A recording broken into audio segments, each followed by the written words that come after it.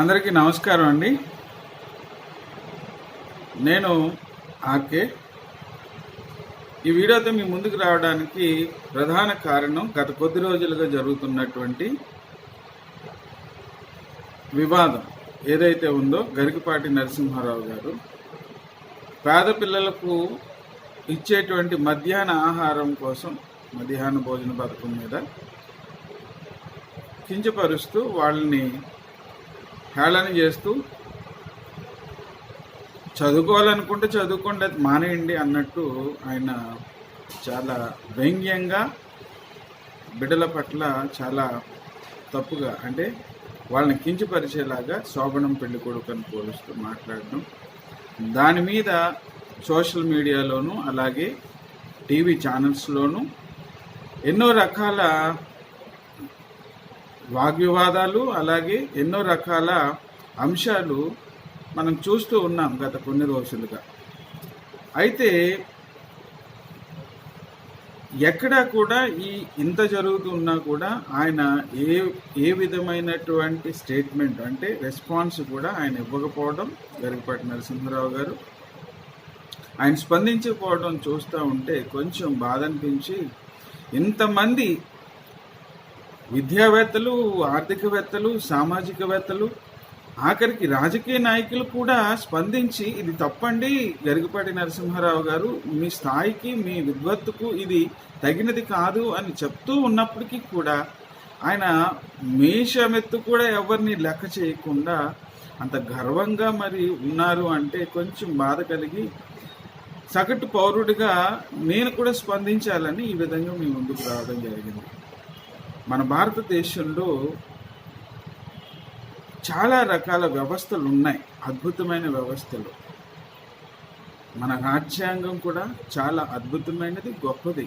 ప్రపంచంలోనే అతిపెద్ద ప్రజాస్వామ్య దేశానికి ఉన్నటువంటి మన రాజ్యాంగం ప్రతి పౌరుడికి కొన్ని ప్రాథమిక హక్కులు, న్యాయపరమైన హక్కులు ఇచ్చింది. దాంట్లో భాగంగానే ప్రభుత్వాలు వాటి బాధ్యతలు నెరవేరుస్తూ ఉన్నాయి. దానికి ఈయనకు వచ్చిన బాధ, ఇబ్బంది అంటే ఎవరికి అర్థం కావడం లేదు ఇప్పటికీ. ఒకవేళ ప్రభుత్వం ఏమైనా ఆయన దగ్గర మన ఉగాది ఫంక్షన్లో ఆయన చెప్పిన విషయాలను మన ముఖ్యమంత్రి వర్యులు కూడా, శ్రీ నారా చంద్రబాబు నాయుడు గారు కూడా ఆయన పన్నులు కట్టమని ప్రోత్సహించారు. ఆయన చాలా గొప్పవారు అని చక్కగా చెప్పారు. ఈ సమయంలో మరి ఏమైనా వారికి పథకాలు మేము నడిపించలేకపోతూ ఉన్నాం, దీనివల్ల మాకు ఆర్థిక భారం ఎక్కువ అవుతుంది అని ఏమన్నా మరి వారి కానీ వారి తరపున ఎవరైనా ఈయన చెవునేస్తే దాన్ని దృష్టిలో పెట్టుకుని మరి ఈయన ఏ విధమైన వ్యాఖ్యలు చేశారో మనకు అర్థం కావటం లేదు. పైగా వారి తరపున చాలామంది గొప్పవారు, సమాజంలో బాగా సంపన్నులు, పండితులు ఈ మధ్యన 2-3 రోజులుగా వారు వచ్చి అయ్యయ్యో ఆయన చేసిన తప్పేం లేదు, ఆయన చెప్పిందంత చాలా మంచి విషయాలు, ఆయన గొప్పవాడు అని ఆయనకి మళ్ళా కొంత స్తుతి లేదంటే కొంత ఫ్లటరింగ్ అనేది చేస్తున్నారు. చేయండి, తప్పులేదు. ఆయన అంటే మాకు గౌరవమే, ఆయనతో మాకు ఏ విధమైన విభేదాలు లేవు. ఆయన ఎవరో కూడా మాకు తెలియదు ఈ రోజు వరకు. మరి కొన్ని సామాజిక వర్గాలకు ఆయన దేవుడై ఉండొచ్చు, పూజనీయుడై ఉండొచ్చు, గొప్ప ఇదై ఉండొచ్చు. మేము రామాయణాన్ని, మహాభారతాన్ని, ఇతిహాసాలని గౌరవిస్తాం, అవంటే మాకు ఇష్టమే. అలాగని పేద ప్రజలకు, పేద బిడ్డలకు ఇచ్చేటువంటి కనీస సౌకర్యాల మీద కూడా మీరు వార్చలేని తరంతో ఈ విధంగా మాట్లాడడం ఇది సరి అయినటువంటి విధానం కాదు.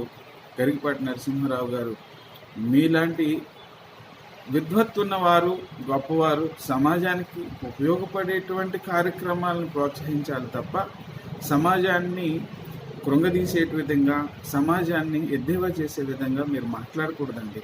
ఎందుకంటే పౌష్టికాహార లోపం వల్ల ఎంతోమంది పిల్లలు మన దేశంలో చనిపోతూ ఉన్నారు. మీకు ఆ వివరాలు తెలియకపోతే దయచేసి మీ దగ్గర చాలామంది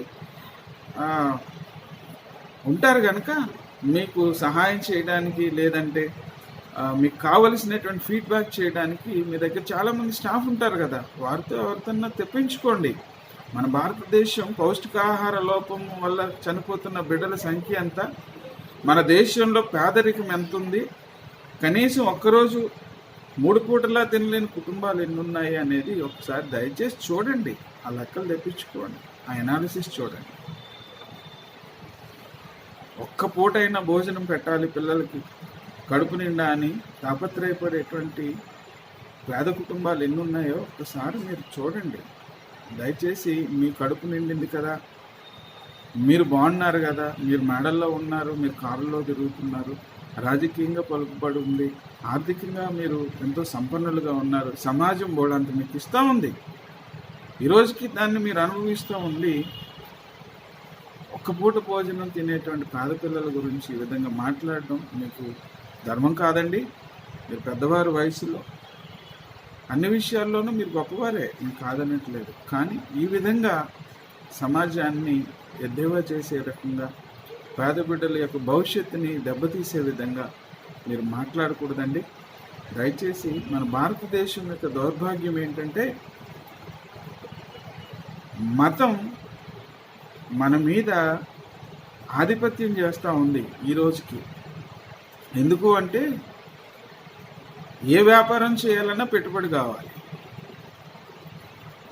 ఆఖరికి ఓ రాజకీయ నాయకుడిగా ఎదగాలన్నా కూడా డబ్బులు కావాలి. ఈ రోజుల్లో ఓ రాజకీయ పార్టీ నడపాలన్నా, ఓ రాజకీయ నాయకుడిగా ఎదగాలన్నా, ఓ రాజకీయ పార్టీ నుంచి పోటీ చేయాలన్నా డబ్బులు కావాలి, పెట్టుబడి కావాలి. వ్యాపారం చేయాలంటే కనీస పెట్టుబడి కావాలి. కానీ ఒక మతాన్ని నడిపించడానికో, ఒక మతాన్ని వ్యాపింపజేయడానికో పెట్టుబడి అక్కర్లేదు. వీళ్ళ దగ్గర వాక్శుద్ధి ఉండి నోటి మాటలు వస్తే చాలు. హైందవ్యమే కాదండి, ఈవెన్ క్రైస్తవ్యం, ఇస్లాంలో కూడా ఈ మధ్య తయారయ్యారు. ఏమండి, దేవుడికి డబ్బులు కావాలండి, దేవుడికి డబ్బులు కావాలండి. ఏం చేసుకుంటాడండి ఆయన? రోజు వెళ్ళి రేషన్ కొనుక్కొచ్చుకుంటాడా? రోజు వెళ్ళి వంట చేసుకుంటాడండి? వాళ్ళ పిల్లల్ని యూనివర్సిటీలో చదివించడానికి ఫీజులు కడతాడండి? ఎందుకు కావాలండి డబ్బులు? ఎందుకు ఇవ్వాలండి? హుండీల్లో డబ్బులు ఎందుకు వేయాలి? ఎందుకు వేయాలండి? ఈ పాస్టులకు దశమ భాగాలు ఎందుకు ఇవ్వాలి? ఎందుకు ఇవ్వాలండి? దేవుడు అవకాశం ఇస్తే రాబోయే రోజుల్లో ఈ మతాల గురించి, వీళ్ళు చేసేటువంటి అక్రమ వ్యాపారాల గురించి, ప్రజల్ని ఏ విధంగా దోచుకుంటూ ఉన్నారు, వీళ్ళు ఎలా దాచుకుంటూ ఉన్నారు, ప్రజల్ని ఎలా మోసం చేస్తున్నారు అనే విషయాల గురించి అన్ని మతాలు ఏది కాదు అనర్హం. అన్ని మతాల్లోనూ ఈ అక్రమం జరుగుతుంది, అనాదిగా జరుగుతుంది, ఇప్పుడు జరుగుతాం. వీళ్ళు చేసుకుంటే చేసుకున్నారు, సమాజం మీద పడి ఎందుకంటే ఏడుస్తారు. కష్టపడి చదువుకునే బిడ్డలు రేపొద్దున సమాజానికి ఉపయోగపడతారండి. వాళ్ళకి కావాలి రేపు ఈ నేటి వాళ్ళలే రేపటి పౌరులు. ఆ విషయం తెలుసు కదా మనందరికీ. వాడు చదువుకుంటే, జ్ఞానం ఉంటే రేపొద్దున్న వాడి కాళ్ళ మీద వాడు నిలబడతాడు. అన్ని దానాల కన్నా అన్నదానం గొప్పది, దానిలో సందేహం లేదు. కానీ అన్ని దానాల కన్నా విద్యాదానం ఇంకా గొప్పది. నువ్వు ఈరోజు భోజనం పెడితే వాడు కడుపు నిండుతుంది, సంతోషంగా నేను దీవిస్తాడు, సంతోషం మంచిదే. కానీ రేపు మళ్ళీ ఆడికి ఆకలి వేస్తుంది, అప్పుడు ఎవరు పెడతారండి? అదే నువ్వు ఒక బిడ్డను చదివించి ప్రయోజకుడిని చేస్తే వాడి కుటుంబాన్ని, రాబోయే తరాలని, వారి తలరాతల్ని మారుస్తాడు. ఈ విషయం మరి మీకు తెలుసో తెలీదో నాకు తెలీదు. ఒక్కడు చదువుకొని ఒక కుటుంబంలో ప్రయోజకుడై వాడు చిన్నపాటి ఉద్యోగం సంపాదించుకుంటే వాడి కుటుంబం యొక్క తలరాత, పేద కుటుంబాల యొక్క తలరాత మారుతూ ఉంది. ప్రస్తుతం ఉన్న సమాజంలో చదువు చాలా ముఖ్యం. ప్రతి బిడ్డ చదువుకోవాలి. ఉత్తమమైనటువంటి విద్యను ప్రతి బిడ్డ అందిపుచ్చుకోవాలి. దానికి ఏదన్నా మీ వంతు సహాయం చేయగలిగితే గరికపాటి నరసింహారావు గారు, అలాగే ఆయన ముందు కూర్చుని ఆ మాటలు వింటూ ఆ రోజు చప్పట్లు కొడుతూ ఉన్నారే కొంతమంది మహానుభావులు. శోభనం పెళ్లి కొడుకు అనగానే టక్క టక్క టక్క టక్క టక్క టక్క చప్పట్లు కొట్టేస్తున్నారు కదా ఆ మహానుభావులు. ఆ తల్లిదండ్రులకి, ఆ మహానుభావులందరికీ చేతులు జోడించి నమస్కారం ఏంటంటే, మీకేమైనా మంచి మానవత్వం, సహృదయం ఉంటే ఎవరైనా చదువుకోలేని పేద బిడ్డలు, కష్టంలో ఉన్నటువంటి బిడ్డలు, చదువుకోలేని ఆసక్తి కలిగి ఉన్న బిడ్డలు ఉంటే వారికి మీ వంతు సహాయం చేయండి. మీ వంతు సహాయం చేయండి, స్పాన్సర్ చేయండి. ఒక బిడ్డకి చదువుకోవడానికి సహాయం చేయండి. దానివల్ల మీకు ఆశీర్వాదం, మీకు మంచి పుణ్యం దక్కుతుంది. స్వర్గప్రాప్తి, మీ స్వర్గప్రాప్తి కోసమే కదా ఇవన్నీ వినటం. మీరు స్వర్గం దొరకాలి, మోక్షం వచ్చేయాలి, డైరెక్ట్గా మీరు స్వర్గంలోకి వెళ్ళి ఇప్పుడు అనుభవించే ఆ సుఖాలు సావు, స్వర్గ సుఖాలు కూడా కావాలనే కదా మీరు ఇప్పుడు పడే ప్రయాస అంతా. ఎందుకు వింటున్నారండి? వెళ్ళి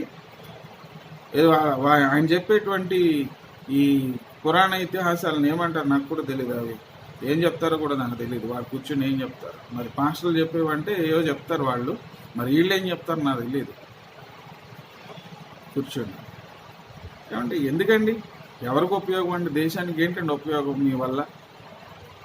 ఈ పురాణాల ఇతిహాసాల వల్ల ఏంటండి ఉపయోగం దేశానికి?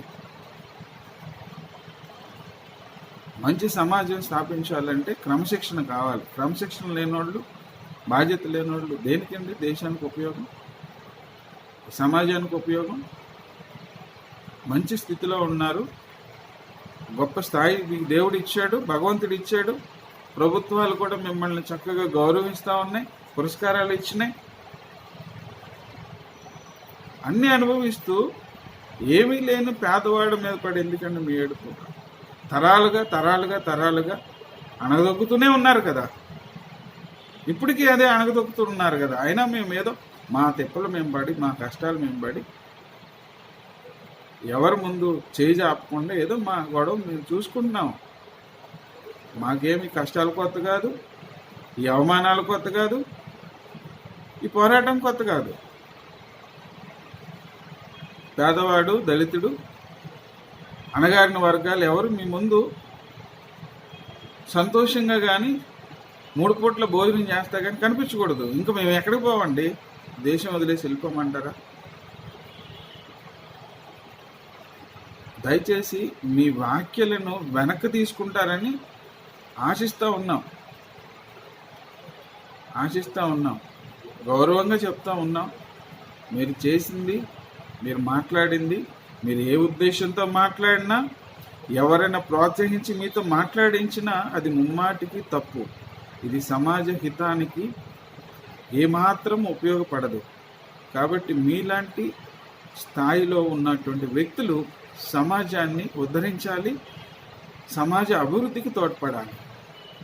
అంతే తప్ప ఎలాంటి హీనమైనటువంటి మాటలు, మీ ప్రతిష్టకు తగినటువంటి వ్యాఖ్యలు చేసి అభాసుపాలయ్యి అందరి దృష్టిలో చులకనవ్వద్దు. ఒకవేళ మీకు భజన చేసేవాళ్ళు ఉంటే ఉండొచ్చు, అంత మాత్రాన మీరు చేసింది మాత్రం ఏమాత్రం మంచిది కాదు, మీరు మాట్లాడింది కరెక్ట్ కాదు.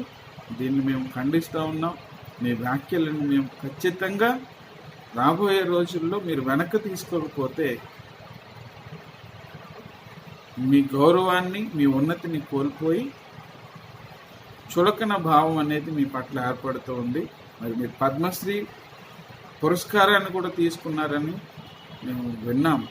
మరి ఆ పద్మశ్రీ పురస్కారాన్ని ఇలాగ మాలాంటి భేదలను అణగదొక్కేదానికి మీకు ఇచ్చారేమో మరి వారికే తెలియాలి.